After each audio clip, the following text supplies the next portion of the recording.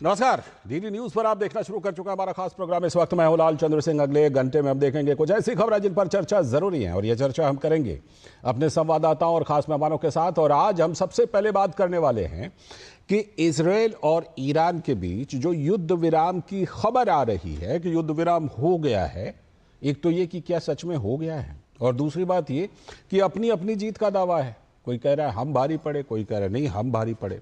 उसके बाद आज की खास चर्चा होगी कि जो उपचुनाव के नतीजे आए हैं उन्होंने ये साबित किया कि चुनाव ईवीएम से या वोटर लिस्ट में गड़बड़ी का आरोप लगा के नहीं जीता जाता, ये तो संगठन से जीता जाता है। और चुनाव की जो रणनीति होती है उस पर काम करके जीता जाता है। इस पर खास चर्चा खास मेहमानों के साथ, क्योंकि जो नतीजे आए हैं 5 सीटों पर उपचुनाव के 4 राज्यों में, वो इस तरह के संकेत दे रहे हैं कि जब कभी कोई हारने वाला आरोप लगाता है तो वो ज्यादातर बेमानी, यानी उसका कोई मतलब नहीं है, ये उपचुनाव का नतीजा भी बता रहा है।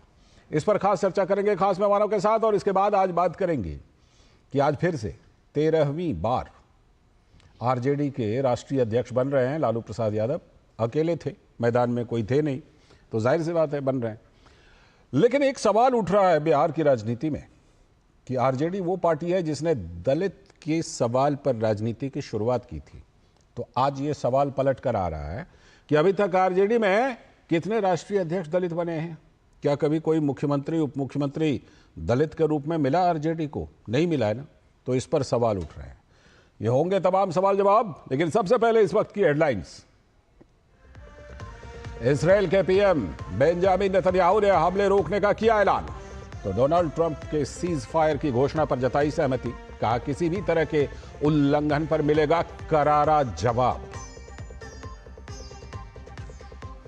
प्रधानमंत्री नरेंद्र मोदी ने श्री नारायण गुरु और महात्मा गांधी के बीच 100 साल पहले हुई बातचीत को बताया विकसित भारत के लिए आज भी प्रासंगिक। आदर्शों को बताया पूरी मानवता के लिए बड़ी पूंजी।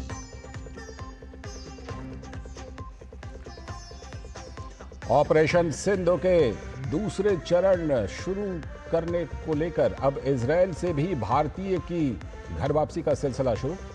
ईरान से भी भारतीयों की सुरक्षित स्वदेश वापसी जारी, और लौटे लोगों ने जताया पीएम मोदी का आभार। केंद्रीय गृह मंत्री अमित शाह की अध्यक्षता में वाराणसी में मध्य क्षेत्रीय परिषद की 25वीं बैठक। यूपी, एमपी, उत्तराखंड और छत्तीसगढ़ के मुख्यमंत्री शामिल।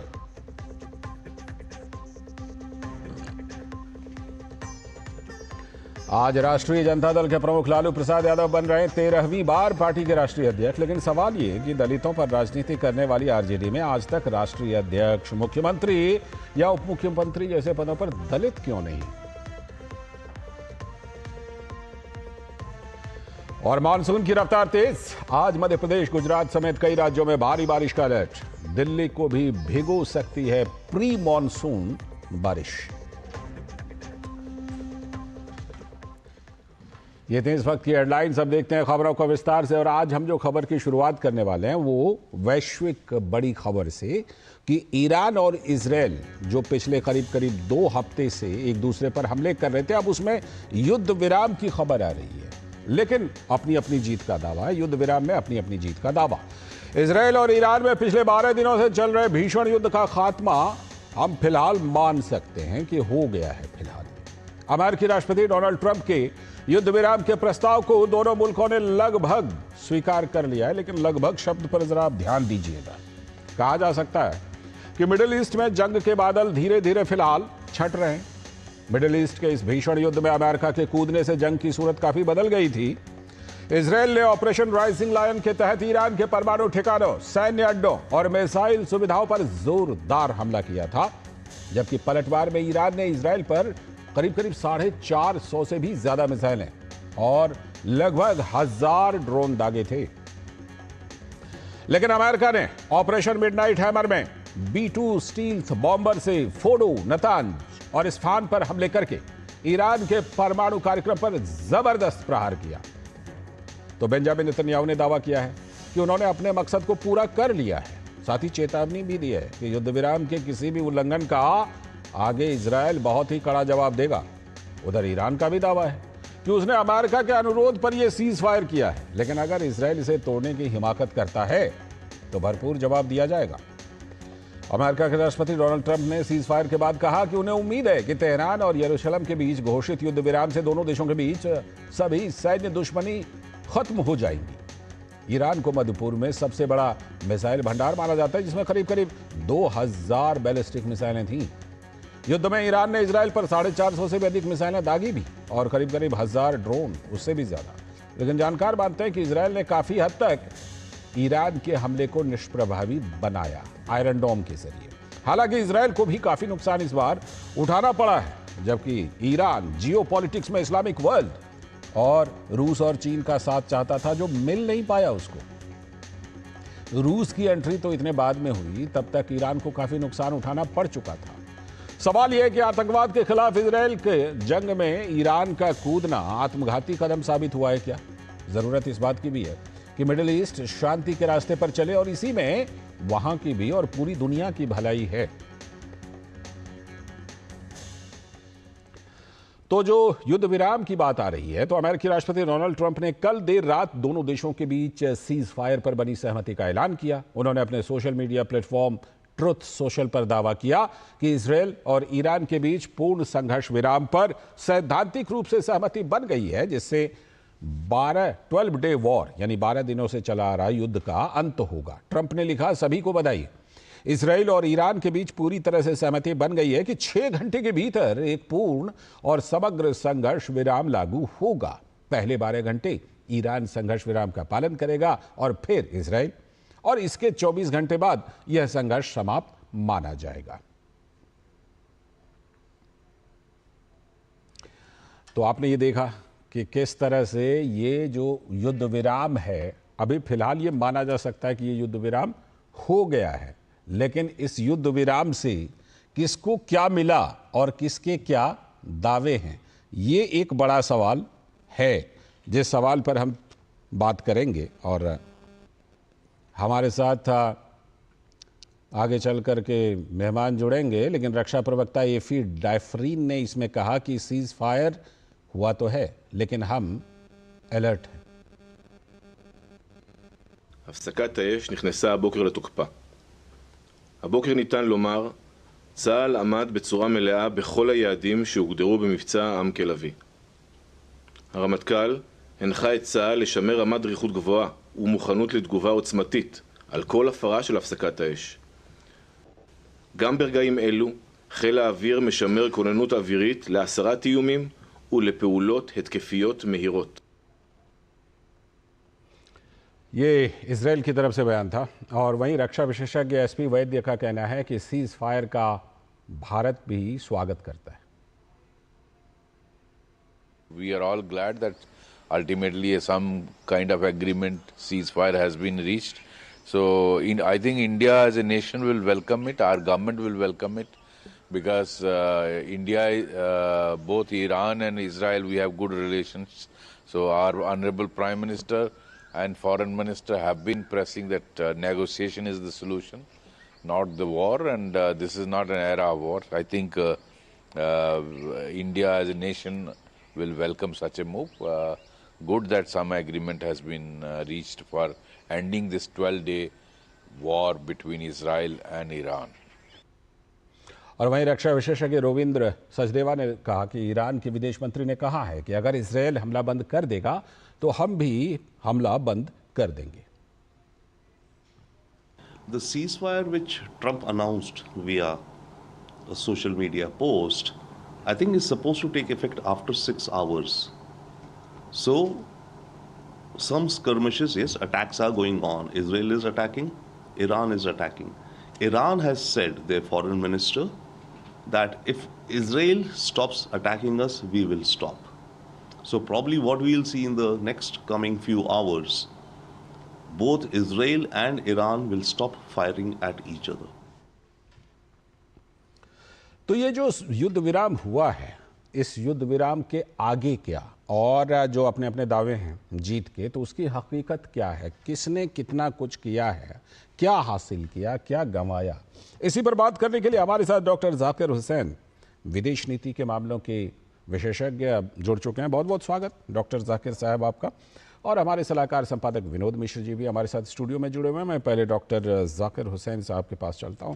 इस समय तो सबके मन में यही सवाल है जाकिर साहब कि अब मान लिया जाए कि फिलहाल के लिए युद्ध विराम हो गया है और आगे कम से कम इसमें किसी तरह का दोनों तरफ से किसी तरह से ऐसी कोई कार्रवाई नहीं होगी जिसमें कि फिर से कुछ युद्ध या फिर वैसे हालात फिलहाल देखने को मिले। नहीं, इसकी हम गारंटी नहीं ले सकते हैं, ना हम इसको सर्टेन मान सकते हैं कि ये आगे कुछ नहीं होगा, क्योंकि यहाँ इस रीजन में ट्रस्ट डिफिसिट बहुत ज़्यादा है, विश्वास की एक दूसरे के प्रति बहुत ही कमी है जी। और पास में जो है लगभग जो है हर कंट्री ने ट्रूस का, इस सीज फायर का जो है वायलेशन किया है। और इजराइल ये कह रहा है कि अगर हमारे ऊपर कोई अटैक होता है तो हम इसको नहीं छोड़ेंगे, और ईरान ये कॉशियस है कि हम विश्वास नहीं कर सकते हैं कि ये अटैक फिर नहीं होगा। तो दोनों अपनी पोजीशन बना के खड़े हुए हैं। तो ये बहुत ही फ्रेजाइल सीज फायर है। समझिए कि आनन फानन जो है ट्रम्प साहब जो है अपने वर्ल्ड में एक लीडरशिप की जो छाप जानते हैं युद्ध को खत्म करने वाली, उसको मेंटेन करने की कोशिश किया है जी। लेकिन अब किसको क्या मिला, जो आपने ये बात कही है, सबसे पहले अमेरिका को क्या मिला? अमेरिका को जो है एक फिर से मिडिल ईस्ट के दलदल में बचने से एक मौका मिल गया। ट्रम्प ने बहुत सोची समझी अपने को बाहर निकाल लिया। अगर ट्रम्प साहब उसमें फिर जाते तो यही उनका जो मागा मेक अमेरिका ग्रेट अगेन की जो टीम है उसमें बहुत ही सीरियस डिवीजन था कि अगर आप जाते हैं तो कितना जाएंगे, कितना लंबा जाएंगे, क्या खर्च करेंगे। हम जब इराक वार में गए थे तो 3 ट्रिलियन से ज़्यादा हमारा पैसा खर्च हुआ और हमारी इकोनॉमी जो है चरमरा गई थी। क्या आप वही फिर करना चाहते हैं? तो ट्रम्प साहब ने बहुत अच्छा सोचा और उन्होंने कहा मैंने सीज फायर कराया, लेकिन आप जो है घटनाओं को देखिए तो ट्रम्प ने 4-5 दिन पहले ही जो है पुतिन को फोन किया था कि भैया ईरान को समझाइए, उसको पीछे करिए। और इसको लेकर जब वो G7 की समिट से आनन फानन बीच में भाग रहे थे, वापस आ रहे थे, फ्रांस के प्रेसिडेंट मैक्रोन ने कहा था कि क्या आप फिर सीज फायर कराने जा रहे हैं? हाँ। तो ट्रम्प गुस्सा हो गए थे, हम सभी को याद है, और कहा था नहीं, इससे बड़ी चीज कराएंगे। उन्होंने विमान के अंदर पत्रकारों से बातचीत करते हुए वो बात कही जी। थी। तो ये एक लीडरशिप। अब वो नोबेल प्राइज तो उनको चाहिए। हाँ। तो एक तो ये हो गया, दूसरी तरफ ये हो गया कि ईरान भी परेशान था कि ये कहाँ तक जाएगा। दूसरी तरफ इजराइल में एक क्षति हुई है ईरान की वजह से, उसे इमेज खराब हुई है बिल्कुल नेतन्याहू के भी। और 1973 के बाद इजराइल पे कभी भी इस तरीके की वार या अटैक नहीं हुई थी। वहां की जनरेशन जानती ही नहीं थी इजराइल के इस जो कवच है उसको कोई भेदेगा जी। तो एक नुकसान तो हुआ है इजराइल को, नेतन्याहू को। तो यहाँ पर भी एक जो है एक कदम सब पीछे बढ़े हटे हैं, लेकिन ये बहुत ही फ्रेजाइल पीस है। और वर्ल्ड को क्या मिला? अगर ये वर्ल्ड वार होती तो तेल का दाम कहाँ जाता? बिल्कुल। स्टॉक मार्केट गिर रही थी, सोने का दाम बढ़ रहा था, एक ही दिन में उसका असर नजर आने भी लगा था। जी। ये पूरी दुनिया के लिए बहुत ही अच्छी बात हुई है, लेकिन अब ये है कि इसको आगे कैसे बढ़ाया जाए। मैं लौटता हूं आपके पास विनोद जी को शामिल करते हैं। विनोद जी, ये अपनी अपनी जीत का दावा है कि भाई हमने ये हासिल कर लिया, हमने वो हासिल कर लिया, हमने इतने मार दिए, हमने इतने बिल्डिंग तोड़ दिए। इसमें इजराइल और ईरान के नज़रिए से अगर हम देखें तो ये जवाब तो अपने अपने देशों में देना पड़ता है। आप सरकार चाहे आयतुल्लाह खमैनी हो, वो उनको भी ईरान में जवाब देना पड़ेगा, और इजराइल में तो नेतन्याहू को जवाब देना ही पड़ेगा। क्या जवाब देंगे कि क्या क्या हासिल किया, किसने क्या हासिल किया इसमें? देखिए, अभी डॉक्टर साहब जो बता रहे थे, डॉक्टर जाकिर हुसैन, मैं ट्रस्ट डिफिसिट की बात उन्होंने कही है। ये बात सोचने की बात है और ये समझने की बात है लाल जी, कि आप जब मुश्किल में होते हैं तभी आपकी दोस्त की पहचान होती है जी। तो इस ट्रस्ट डिफिसिट में ईरान को कम से कम इतना तो पता चल गया कि उसके दोस्त कौन है और उसके दुश्मन कौन है।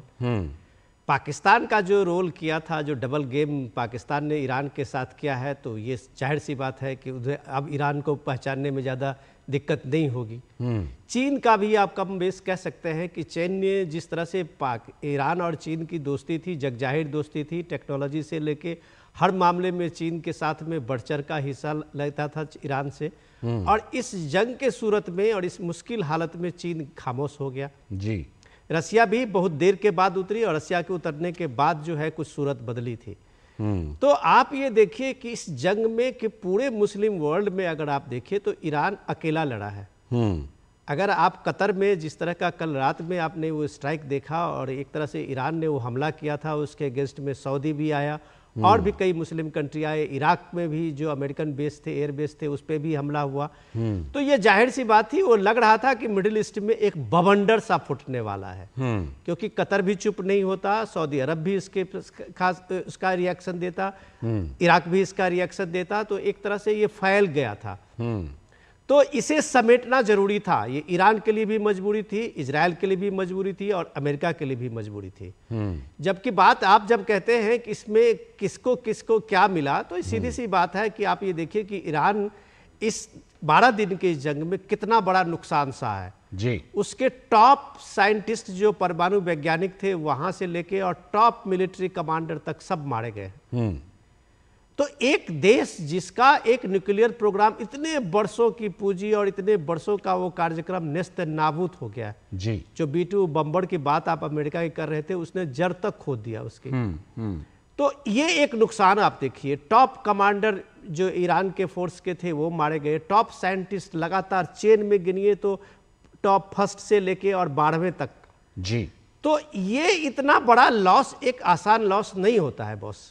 अब गिनाने के लिए तो अभी आपने ऑपरेशन सिंदूर देखा था, उसमें देखा कि भारत ने उसके 11 एयरबेस को तबाह किया, तो पाकिस्तान से भी जवाब आना शुरू हो गया था कि हमने भी भारत के इस एयरबेस को तबाह कर दिया, हमने यहाँ पे तबाह कर दिया, लेकिन दिखाने के लिए उसके पास कुछ नहीं था। सही बात। युद्ध में, जंग में तो ये दावे अपने आप होते हैं, लेकिन सवाल ये है कि इस नफे नुकसान के तौल में ईरान को और कम से कम इस बात का एहसास जरूर हो गया होगा कि पाकिस्तान की दोस्ती, ईरान चीन की दोस्ती, ये कितना दोस्ती इफेक्टिव है और कितना मददगार है जी। ये इस जंग में 12 दिन के बाद और इस सीज फायर के बाद डेफिनेटली दुनिया को पता चल गया। बिल्कुल सही बात है। दावे तो देखिए अपने अपने होते हैं, लेकिन उन दावों के बीच में एक हकीकत भी होती है जिसको लोग पहचान लेते हैं कि भाई किसके दावे में कितना सा दम है। लेकिन एक बात तो डॉक्टर जाकिर साहब, जो विनोद जी कह रहे थे, ईरान की उम्मीदों को निश्चित तौर पर इस मामले में देखिए, किसने क्या पाया किसने क्या खोया वो एक अलग विषय है, लेकिन इस मामले में तो ज़रूर जो ईरान की उम्मीद रही होगी इस्लामिक वर्ल्ड से,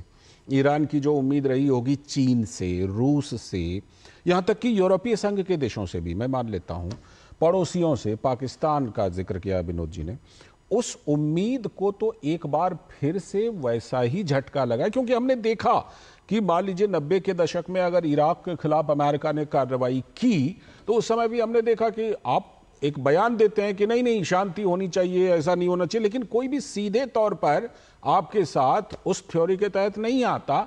तो वो चीज ईरान ने भी देखा कि उसके साथ कोई सीधे तौर पर नहीं आया, सबने सिर्फ ये कहा कि हाँ ठीक है हम आपको नैतिक समर्थन देते हैं, नहीं होना चाहिए था हमला, लेकिन किसी से सीधा समर्थन नहीं मिला।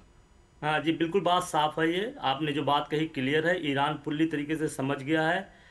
गल्फ कंट्रीज का तो हमें भरोसा नहीं था ईरान को कि ये उनके साथ आएंगे, लेकिन हाँ ये कि सपोर्ट करेंगे, लेकिन वो भी नहीं हुआ सिवाय रशिया के, और वो भी जो है सीज फायर कराने के लिए और बकिया कोई नहीं आया। ईरान तनो तनहा खड़ा रहा है जी। और सबसे ज़्यादा उसको जो झटका लगा है वो पाकिस्तान की तरफ से लगा है, क्योंकि ये लोग जो है बहुत ही क्लोज एक दूसरे के भाई भाई करके और इस्लामिक आइडियोलॉजी का दम भरते थे, तो इसमें ये क्लोज क्लियर हो गया है। अब आप देखते हैं कि अब यही एक चीज़ और देखते हैं कि ईरान को समझना पड़ेगा कि उसका जो रिलेशन सबसे है, क्या वो डीप स्ट्रेटजिक रिलेशन है या सिर्फ ट्रांजैक्शनल है, सिर्फ लेन देन का है। ईरान ने जो है रशिया ने तो किया काम, ईरान ने रशिया को अपना ड्रोन दिया, जिसकी वजह से अमेरिका का गुस्सा सहना पड़ा, जेलेंस्की का गुस्सा सहना पड़ा। ईरान ने जो है अपना तेल का भंडार जो है $400 बिलियन का एग्रीमेंट चाइना के साथ कर दिया, फिर चाइना उस तरीके से नहीं आया। तो अब ईरान को बहुत ही सोच समझ के आगे बढ़ना पड़ेगा। और अभी फिर से जो है न्यूक्लियर टॉक की जो बात है अमेरिका जोर डालेगा, और अभी फिर से जो है आईईए के जो हेड है राफेल ग्रोसी, उन्होंने कह दिया है कि न्यूक्लियर टॉक फिर से रिज्यूम की जाए और उसका इंस्पेक्शन शुरू किया जाए।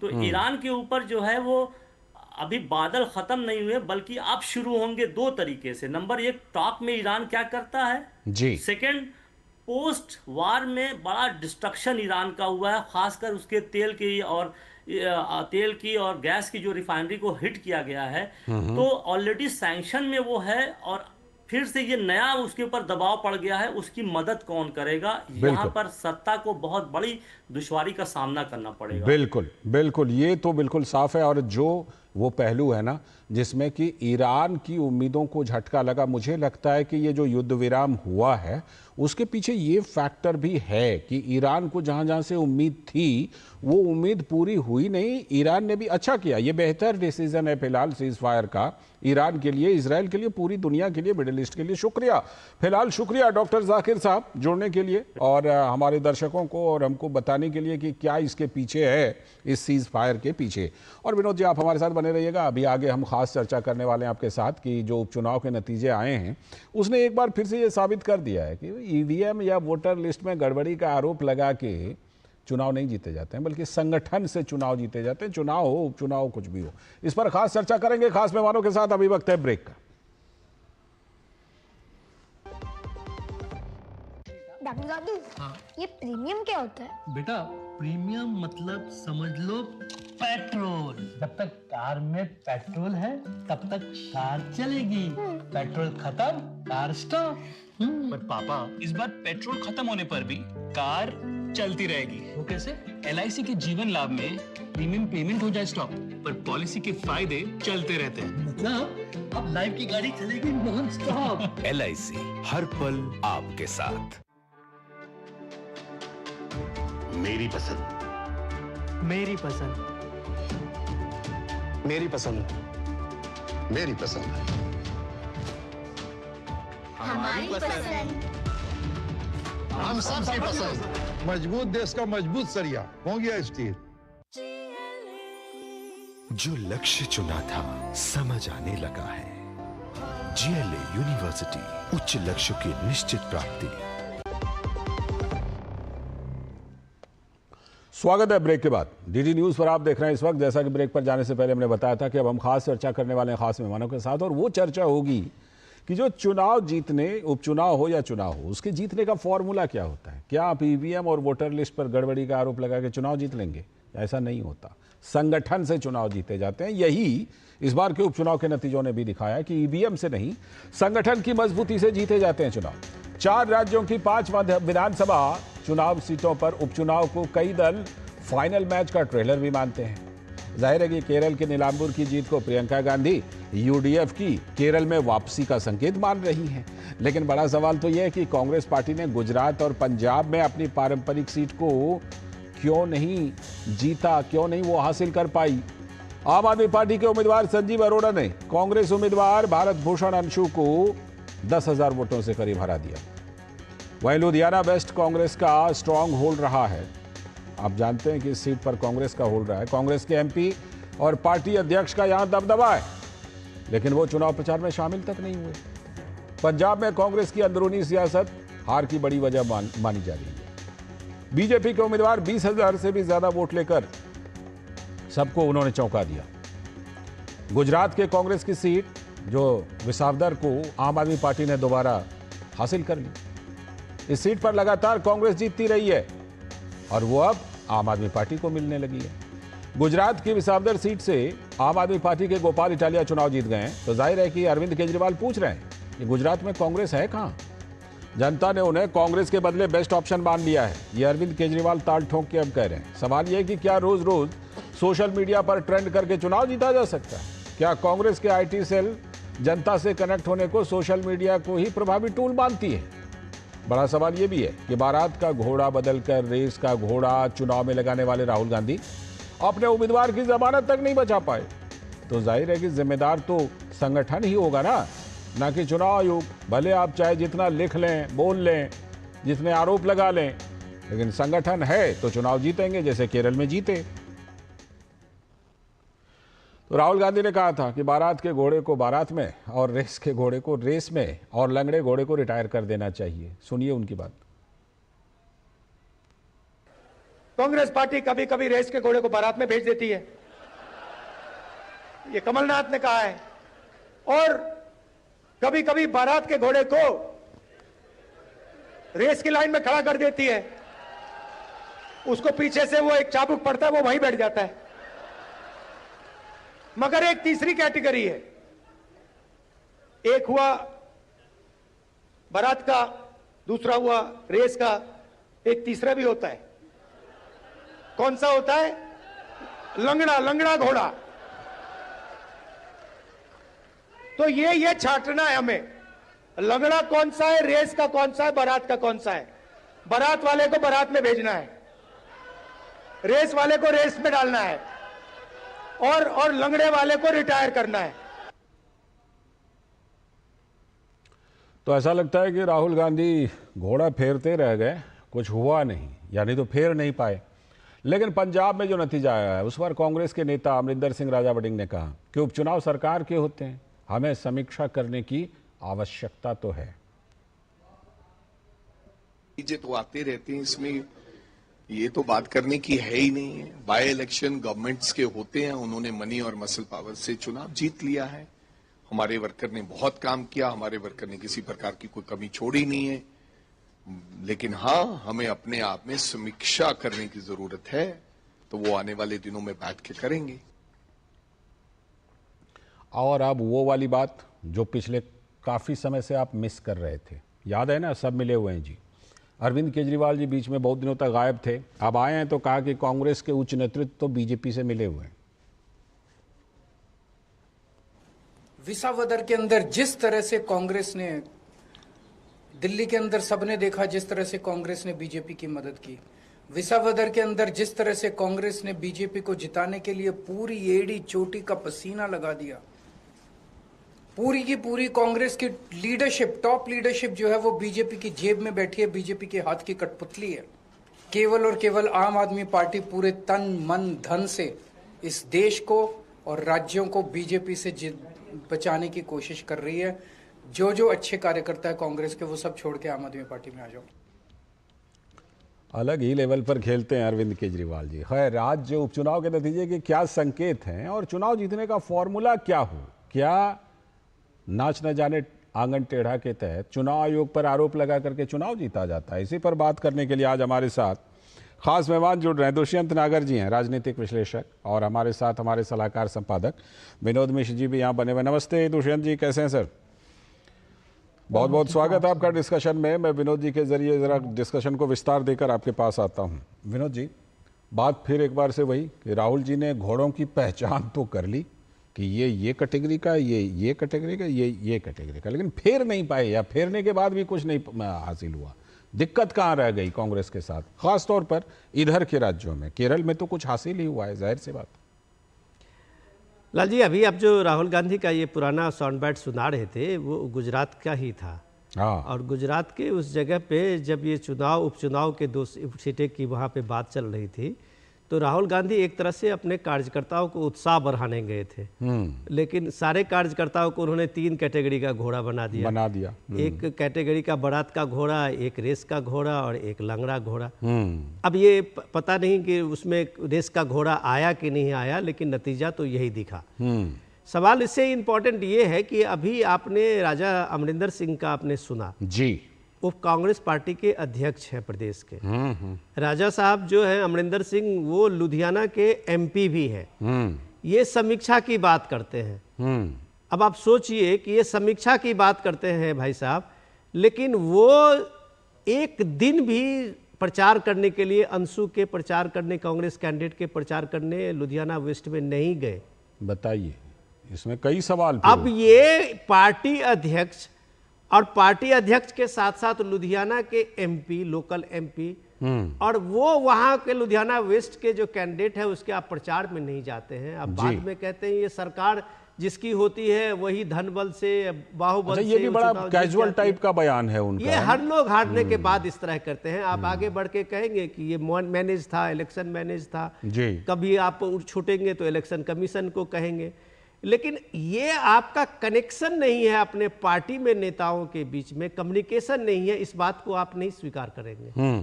और ये दिखा रहा है इस चीज को कि ये जितने बाई इलेक्शन है इसके सीधे संदेश यही है कि इलेक्शन संगठन से जीता जाता है। बिल्कुल, इलेक्शन ईवीएम पे और वोटर लिस्ट से नहीं जीता जाता। अब आप बीजेपी की देखिए ना कि वहीं कालीगंज में वहां बीजेपी की हार हुई है। तो जाहिर सी बात है कि उनके संगठन वहां उतनी मजबूत नहीं है। आप भले उसमें जो भी राजनीति हो, तो ये बात तो आपको मानना पड़ेगा कि भाई साहब चुनाव इलेक्शन कमीशन जो निष्पक्ष कराती रही है वो आज का हो और 20 साल पहले का हो, उस पर डाउट करने से पहले आप एक बार अपने संगठन को भी मजबूत कर ले, बिल्कुल, तो शायद आपको फिर एक सॉफ्ट टारगेट इलेक्शन कमीशन को बनाने की जरूरत नहीं पड़ेगी। बिल्कुल, और ये बिल्कुल सही बात है कि आप सबसे पहले अपना दुरुस्त कीजिए और उसके बाद ही तो आप आगे भी कुछ अगर कमी रहती है तो कह सकते हैं भाई हम तो दुरुस्त थे लेकिन जहाँ बात दुरुस्ती की आती है दुष्यंत सर, मुझे एक कहावत याद आ रही है, हम लोग उस समय बड़ा बोलते थे कि रोटी जली क्यों, पान सड़ा क्यों, घोड़ा अड़ा क्यों, तो उसका एक ही जवाब होता था, फेरा नहीं गया है, यही उसका जवाब होता था। राहुल गांधी जी ने आइडेंटिफाई तो कर लिया, क्या फेर नहीं पाए क्या, क्योंकि जिस तरह के नतीजे आए, खासतौर पर गुजरात की ये बाइट थी, और गुजरात में जिस तरह के नतीजे आए हैं दुष्यंत सर, उससे तो यही लगता है कि राहुल जी ने प्रॉब्लम तो आइडेंटिफाई शायद किया है लेकिन उसका सॉल्यूशन नहीं दे पाए। जी बिल्कुल, सॉल्यूशन भी वो देने जा रहे हैं। अभी उन्होंने 40 नए जिलाध्यक्षों की नियुक्ति की है।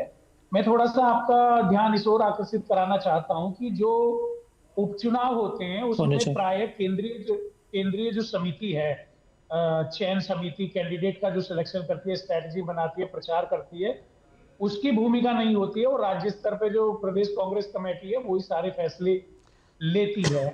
लेकिन फिर भी मैं मानता हूं कि पंजाब की हार और गुजरात की हार दोनों गंभीर चिंता करनी पड़ेगी पार्टी को आगे बढ़ने के लिए, और जिस तरह से वहां पे आने वाले दिनों में वो बड़ा बदलाव करने की सोच रहे। लेकिन मैं जोरदार खंडन करूंगा मिश्र जी की बात का, जो मिश्र जी ने कहा कि चुनाव संगठन से जीते जाते हैं। अरे भैया, भारतीय जनता पार्टी का तो कश्मीर से लगा के कन्याकुमारी तक लास्ट तक संगठन है, फिर भारतीय जनता पार्टी हर जगह सरकार क्यों नहीं बना पाती? नहीं, वैसा संगठन नहीं है देश भर में। केरल में भारतीय जनता पार्टी का वैसा संगठन नहीं है सर। सर है, 20 करोड़ सदस्य इनके, हर बूथ पे इनका यूथ है। अरे सर 6 करोड़ और बढ़ गए। अच्छा खैर, इसका जवाब देंगे, कौशल कांत मिश्रा जी जुड़े हुए हैं, वो जो देंगे जवाब। लेने दीजिए माननीय, मुझे कृपया कंप्लीट। हाँ बोलिए सर। लेकिन और भी चीजों का महत्व होता है, जैसे प्रचार, सही प्रत्याशी का चयन, और सर ने बोला ना जैसे कि ट्रेंड चलाने से कोई चुनाव नहीं जीतता। भारतीय जनता पार्टी की 2014 की सरकार, यही मीडिया और हमारे विनोद भाई जैसे बुद्धिमान लोग कहते थे कि सोशल मीडिया का सही इस्तेमाल किया है, व्हाट्सएप का सही इस्तेमाल किया है मोदी जी ने, और मोदी जी ने एक नए तरीके का प्रचार करके सरकार में आ गए। तो साहब महत्व हर चीज का है। और जो आपने कहा चुनाव आयोग के ऊपर बात उठाने वाली जी, तो महाराष्ट्र में जिस तरह से गंभीर आरोप लगे हैं पूरे सिस्टम के ऊपर, सर वो सारे तथ्यात्मक हैं और वो सारे तथ्य न्यायालय में सर जवाब भी तो चुनाव आयोग ने तथ्यात्मक दिए हैं, 3 गुना पेज में जवाब दिया सर। जवाब कौशल जी देते हैं, वहां पे तो शेर सुनाते हैं चुनाव आयुक्त जो थे पहले वाले, नए का तो मेरे को पता नहीं, वो शेर सुनाते हैं। ये अगर आरोप लगाएंगे ना सर, ये आरोप लगाएंगे तो पहले चुनाव आयुक्त जो है, आरोप है, चुनाव आयुक्त पहले पीएमओ से तय हो जाते थे सर। पार्टी ने आरोप लगाया है, मैं भी उन आरोपों को समर्थन देता हूं, वो नितांत गंभीर आरोप है।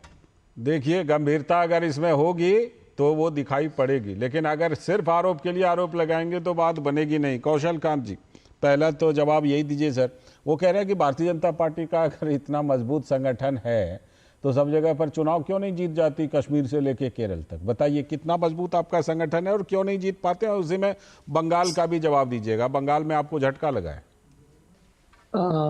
लालचंद जी, सबसे पहले तो संगठन बहुत जरूरी होता है, ये बात मैं मानता हूं, लेकिन उससे भी ज्यादा जरूरी होती है विचारधारा। कोई भी ऐसा दल जिसकी विचारधारा में देश का विरोध नजर आता हो, जिसकी विचारधारा में राम का विरोध नजर आता हो, और जिसकी विचारधारा में सनातन का विरोध नजर आता हो, संगठन कितना भी मजबूत क्यों ना हो, अगर उसका लक्ष्य गड़बड़ है तो जनता उसका जवाब देती है। संगठन नंबर 2 पे आता है, लक्ष्य नंबर 1 पे आता है। हमारा लक्ष्य ठीक है, हमारा संगठन मजबूत है, जहां मजबूत है वहां पर हम जीते हैं। हम ये मानते हैं कि केरल में और वेस्ट बंगाल में अभी बहुत काम करने की जरूरत है, पंजाब में भी बहुत काम करने की जरूरत है। हम हर हार से सीखते हैं और कोशिश करते हैं कि अगली बार हम इसको आप कैसे... विचारधारा पर सवाल उठा रहे हैं कौशल कांत जी, नहीं, मुझे ये नहीं, बताइए, आगे यही सुनिए तो, कांग्रेस सुनिए पार्टी तो, है ना, सुनिए यही कांग्रेस पार्टी है जिन्होंने लंबे समय तक चुनाव जीते हैं, उस समय इनकी विचारधारा अलग थी, अब अलग नहीं, हो गई। मैं बताता हूँ बताइए। जब कांग्रेस जीतती आई है 75 तक, तब तक भारतीय जनता पार्टी थी नहीं, ठीक, और कांग्रेस की विचारधारा उस सब... सर प्लीज, मैं आपके बीच में नहीं बोला था, मुझे पूरी बात करने दीजिए, आपका समय आएगा फिर बोल लीजिएगा। ठीक है, जनता को डिसाइड करने दीजिए मैं गलत बोल रहा हूँ, नहीं ठीक है, वो सुन रहे हैं। ठीक है, देखिए जहां तक विचारधारा की बात रही, आप खुद देखें कांग्रेस को, जो लोग शुरू से देख रहे हैं, कांग्रेस ने अपनी विचारधारा को किस तरह से परिवर्तित किया। कांग्रेस किस तरह से आजादी के पहले, जब कांग्रेस बनी थी तो हिंदुओं को रिप्रेजेंट करती थी, कांग्रेस आजादी के बाद अपने आप को प्रो मुस्लिम करने लगी, आज वो इस लेवल पर आ गई है कि वो उनका जो पिछला घोषणा पत्र था और जो मुस्लिम लीग का घोषणा पत्र था वो लगभग एक जैसा हो गया। तो एक ये बहुत बड़ा परिवर्तन है। और दूसरी चीज आप ये देखिए, राहुल गांधी की जो बाइट दिखाई आपने, ऐसा लग रहा था जैसे वो इंडियन नेशनल कांग्रेस नहीं चला रहे, इंडियन नेशनल अस्तबल चला रहे हैं। जो लोग मतलब कम से कम 3 तरह का घोड़ा बता दिया इसलिए। अच्छा, ठीक है, ठीक है। आपने लेकिन कौशल कांत जी, हम जो बात कर रहे थे ना, हम बात कर रहे थे कि भाई आरोप प्रत्यारोप से चुनाव जीतते हैं या संगठन से। आपने एक बड़ा पहलू जोड़ दिया कि भाई संगठन तो चाहिए ही, लेकिन विचारधारा भी दुरुस्त चाहिए, कुछ काउंटर। हाँ बिल्कुल, आपने जोड़ा है, मैं मानता हूँ इस बात को। और मैं मानता हूँ कि जहाँ पर भारतीय जनता पार्टी का संगठन कमजोर है वहां पर उसका प्रदर्शन ठीक है। दुष्यंत नागर जी एक छोटा सा काउंटर कीजिए, फिर विनोद जी के पास आऊंगा मैं। दुष्यंत, मैं इन्हीं की बात को आगे बढ़ाना चाहता हूँ। ये अपनी विचारधारा की बात कर रहे हैं कि मेरी विचारधारा बहुत अच्छी है। पहली बात तो इन्होंने जिना जैसे एक देशद्रोही जिसने देश के टुकड़े किए, उसकी पार्टी के साथ गठबंधन करके सरकार बनाई। डॉक्टर श्यामा प्रसाद मुखर्जी केरल में तो उनके साथ, बंगाल के, केरल में तो कांग्रेस के साथ है सर, सिंध में बनाई थी। सर मेरे को तो सुन लीजिए। और दूसरी बात, आप अगर विचारधारा अपनी अच्छी बता रहे और कह रहे साहब हमारी विचारधारा को तो मैंडेट हासिल है, तो अब आप 1 सीट जीते और 4 इंडिया अलायंस जीता है, आप तो कहीं है ही नहीं। आपको तो इस उपचुनाव में भी लोगों ने नकार दिया।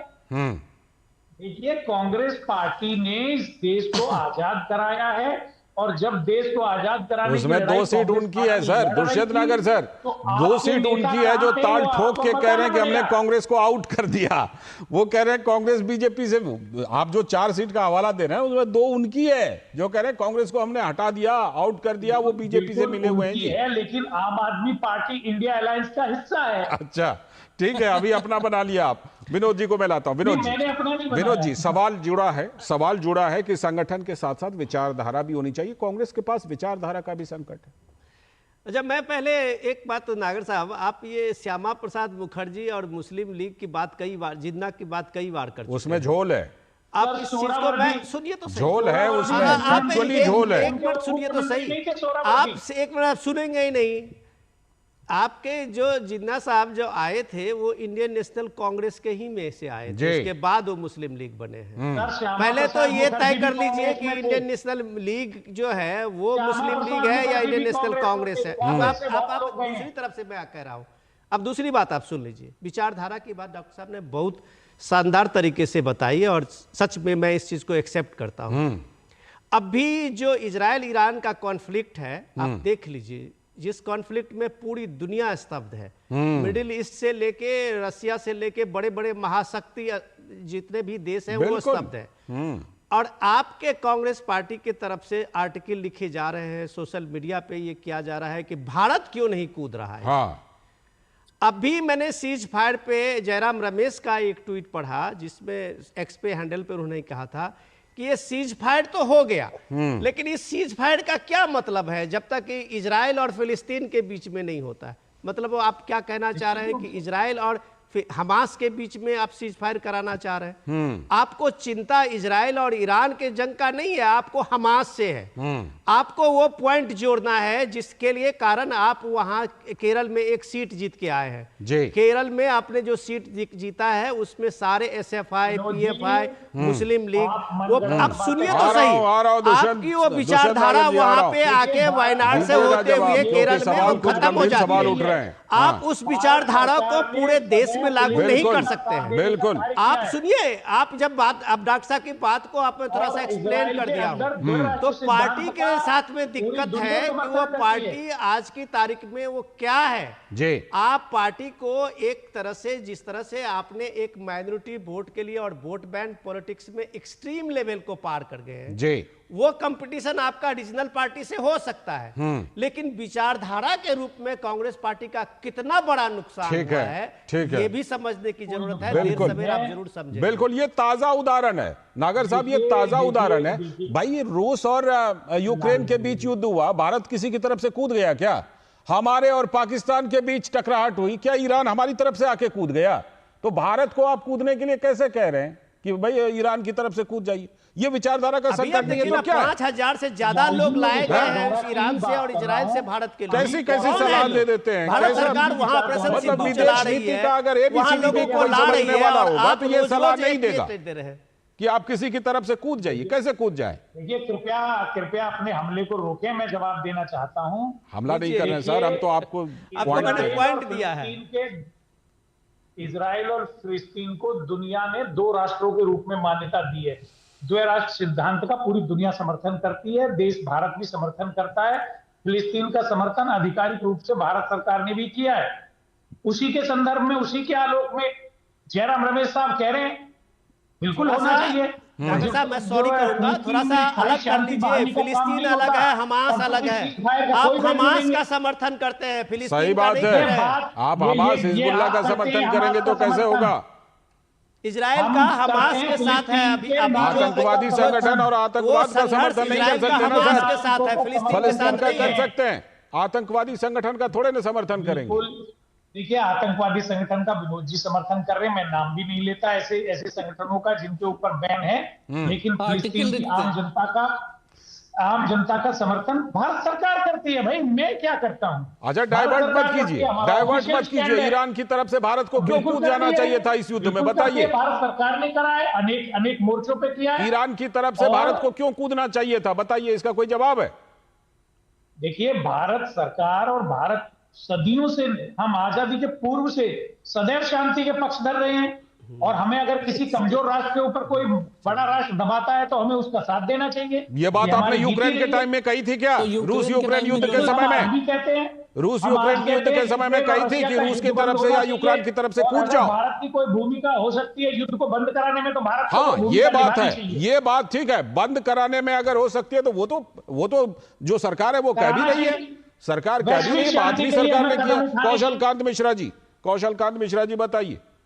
दुष्यंत जी, पहले तो समझने की कोशिश कीजिए। अगर आप कांग्रेस के शुभ चिंतक हैं और यहाँ पे राजनीतिक विश्लेषक आपके बारे में लिखा हुआ, तो कम से कम ऐसी बात दीजिए जिससे कांग्रेस थोड़ा सुधरे, क्योंकि जरूरी है कांग्रेस देश के लिए, ये भी मैं मानता हूँ।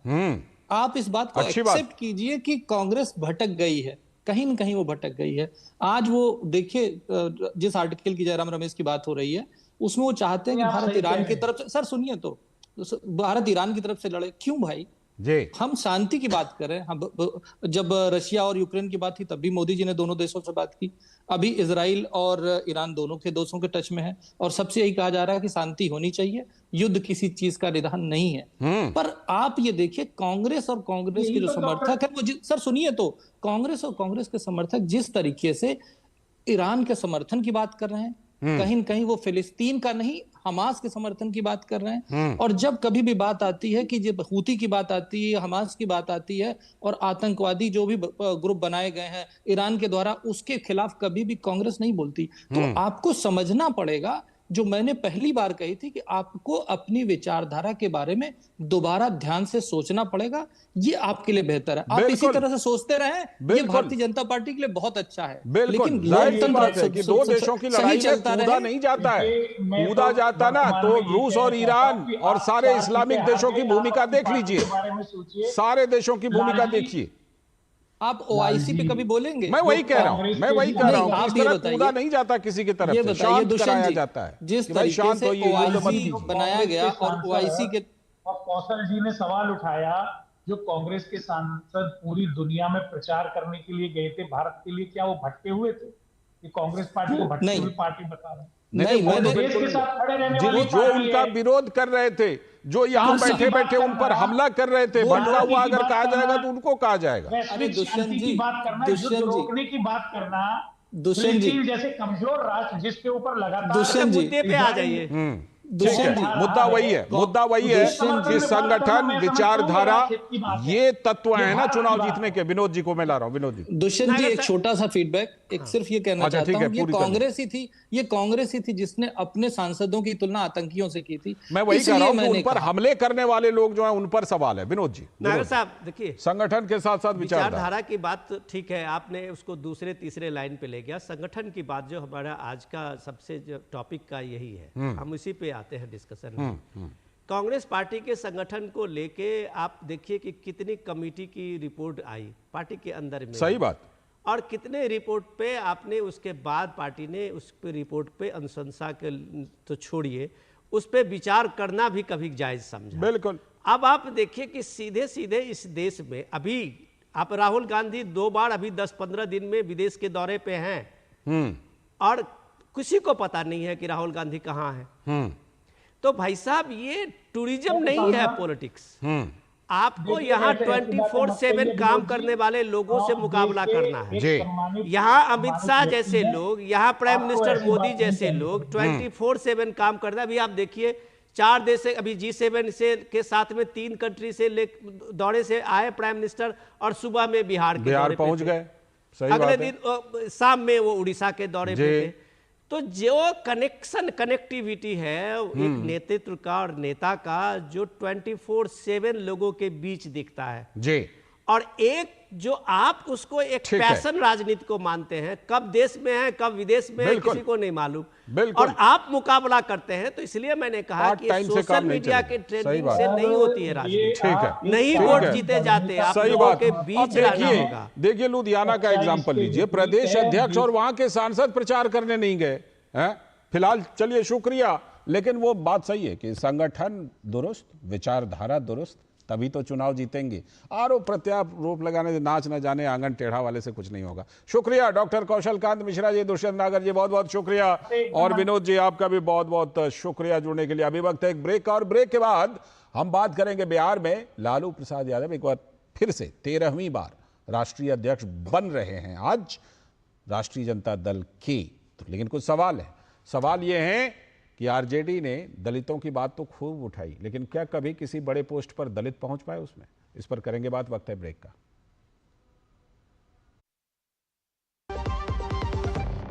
सुनो, एक अच्छी इंश्योरेंस पॉलिसी एआई से पूछते हैं। एक ऐसी पॉलिसी जिसमें प्रीमियम पेमेंट हो लिमिटेड पर इनकम आती रहे लाइफ टाइम। LIC का जीवन उत्सव। एक ऐसी पॉलिसी जो दे होल लाइफ इंश्योरेंस कवर भी। LIC का जीवन उत्सव। वाओ, चलो तो LIC की जीवन उत्सव पॉलिसी ही लेते हैं। मैं भी तुमसे यही कह रही थी, LIC का जीवन उत्सव। लाइफ टाइम सेलिब्रेशन मनाइए LIC के जीवन उत्सव के साथ, फ्यूचर सेट है। जब धरती चीर कर निकलता है लोहे का पत्थर और मिलता है मोंगिया के जोश से, फिर तपता है, पिघलता है और बनता है फौलाद। अब होता है सरिया सारी खूबियों के साथ। मोंगिया स्टील, मजबूत देश का मजबूत सरिया।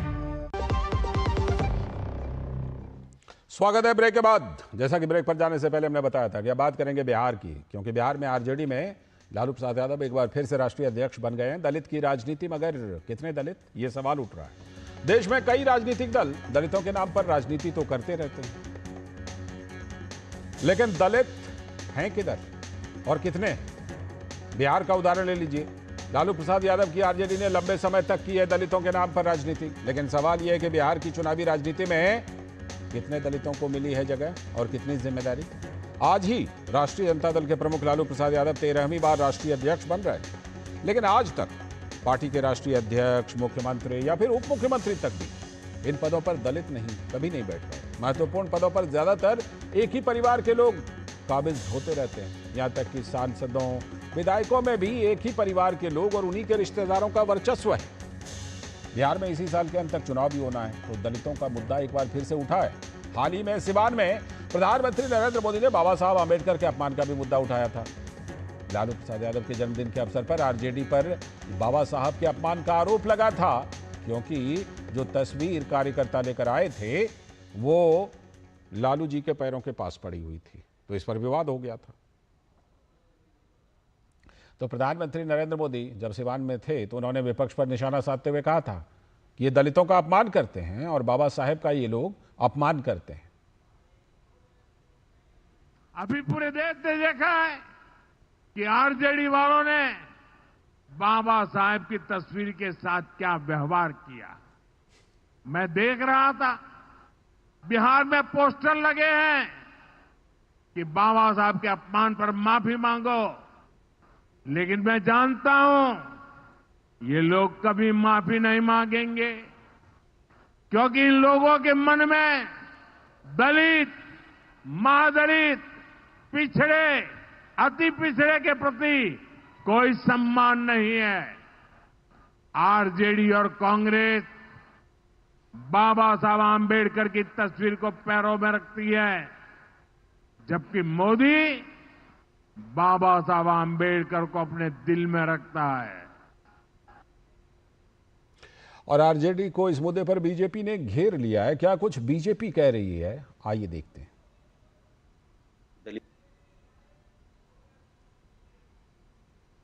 हास्यास्पद है, लालू प्रसाद यादव जी के शासनकाल में दलितों को उपहास, मजाक, अन्याय, अत्याचार, उत्पीड़न को बिहार प्रदेश के लोगों ने दंश झेला है। अब उनके पुत्र जी भ्रम जाल में डाल करके बिहार के दलितों को अपने साथ खड़ा करके सत्ता वापसी का सपना देख रहे हैं। राजद में दलित नेतृत्व में लगातार कमी आ रही है। साल दर साल जो उनके दलित नेता थे, जो बड़े चेहरे पार्टी में थे, या तो छोड़ के चले गए या उनकी आवाज को दबा दिया गया। अभी उन्होंने एक अध्यक्ष बनाया है, राज्य का अध्यक्ष, वह भी उधार से मांग करके लाए हैं, वह भी जदयू से गए हैं वहां पर। उसके पास अपना दलित का कोई वोट बैंक का आधार नहीं बचा, कोई दलित नेतृत्व नहीं बचा। आप बीजेपी नेता जनक राम और नीरज कुमार को सुन रहे थे कि उन्होंने किस तरह से इस मुद्दे पर आरजेडी पर सवाल उठाए हैं, और क्या आरजेडी एक बार फिर से इस मुद्दे पर घिरती हुई नजर आ रही है। मधुरेश नारायण पटना से हमारे साथ जुड़ चुके हैं, हमारे संवाददाता, इस मुद्दे पर और ज्यादा बात करने के लिए। मधुरेश, लालू जी को तो सबसे पहले शुभकामनाएं कि वो 13वीं बार राष्ट्रीय अध्यक्ष बन रहे हैं, लेकिन बहुत सारे सवाल भी उठ रहे हैं कि भाई 13वीं बार खुद तो बन गए, लेकिन कभी भी कोई दलित, कोई और पिछड़े, किसी और परिवार के लोग यहां तक नहीं पहुंच पाए। इस पर तो आरजेडी के पूरे सफर पर सवाल है। हाँ बिल्कुल, अभी अगर 5 जून की बात करें तो राजद के राष्ट्रीय परिषद की बैठक हो रही थी पटना के बापू सभागार में। वहां पे लालू यादव ने खुलकर कहा कि तेजस्वी को सीएम बनाना है। मतलब उन्होंने खुले तौर पे कहा कि सीएम का कैंडिडेट उनके परिवार के अलावा कोई और नहीं हो सकता है। जब सांसद बनने की बात आएगी तो मीसा भारती के लिए कोशिश की जाएगी, रोहिणी आचार्य के लिए कोशिश की जाएगी। मतलब परिवार से बाहर राजद सोच भी नहीं पाती है। और आज तक अभी राजद 1997 में बनी, 97 के बाद से अगर अभी तक देखा जाए तो 2000 में रमई राम को प्रदेश अध्यक्ष बनाया गया था, लेकिन आज वो कहाँ है किसी को पता नहीं। इसके बाद में उदय नारायण चौधरी की बात करें, वो पूर्व स्पीकर रहे, लेकिन आज कहाँ है पता नहीं। श्याम रजक की बात करें, उन्होंने पार्टी छोड़ दी है। इसी तरीके से जितने दलित फेसेस थे, जो लोग भी दलित समाज का जो झंडा लेकर के चल रहे थे, राजद में जुड़े हुए थे, आज कहाँ है पता नहीं है। और चेहरा अगर सिर्फ दिख रहा है तो सिर्फ और सिर्फ लालू परिवार के लोगों का ही दिख रहा है। ऐसे में तो सवाल उठना लाजमी ही है कि लालू परिवार के अलावा किसी और को मौका क्यों नहीं दिया जा रहा है। बिल्कुल, ये सवाल तो है। कोई बड़ा चेहरा तेजस्वी के अलावा पूरे पार्टी में क्यों नहीं है। ठीक है, ये सवाल है, और सवाल तो वो भी उस तस्वीर से भी उठे हैं। मधुरेश, जो तस्वीर विवाद में आ गई थी उसको लेकर के पटना में क्या ये लग रहा है कि एनडीए कम से कम इस बार के विधानसभा चुनाव तक तो इस मुद्दे को बिल्कुल नहीं छोड़ने वाली है, क्योंकि वो तस्वीरें आ गई हैं, वो वीडियो आ गए हैं जिसमें दिखाई पड़ रहा है कि बाबा साहब अम्बेडकर की तस्वीर लालू जी के पैरों के पास थोड़ी दूरी पर पड़ी हुई है। हाँ बिल्कुल, एनडीए ने कम से कम विधानसभा चुनाव तक इस मुद्दे को ज्वलंत रखने की कोशिश कर रही है। और सबसे बड़ी बात यह है कि जब प्रधानमंत्री एक बड़े मंच से लालू यादव और उनके परिवार और बाबा साहेब की तस्वीर को लेकर के जो अनादर किया गया और उसके बाद अभी तक जो माफी नहीं मांगी गई है, उस पर जब बयान देते हैं तो निश्चित रूप से ये साफ हो जाता है कि जो आने वाला विधानसभा चुनाव है उसमें एनडीए इस मुद्दे को लेकर के आगे चलने वाली है। और ये एक बड़ा मुद्दा भी है, क्योंकि सिर्फ ये एक व्यक्ति के अपमान की बात नहीं है, ये एक पूरे समाज के अपमान की बात है, एक पूरे विचारधारा के अपमान की बात है। बिल्कुल बिल्कुल। और जाहिर सी बात है कि देखिए ये एक ऐसा मुद्दा है ना आरजेडी के लिए जिसको आरजेडी अपना एक मजबूत मानती है स्तंभ, और उसी स्तंभ पर ये सवाल उठे हैं, तो जाहिर सी बात है एनडीए इसको क्यों छोड़ना चाहेगा। बहुत बहुत शुक्रिया फिलहाल आपका मधुरेश जुड़ने के लिए पटना से। तो हमारे संवाददाता मधुरेश जुड़े थे, और इसी के साथ आज के इस वक्त में इतना ही। पूरी टीम को दीजिए अनुमति। नमस्कार।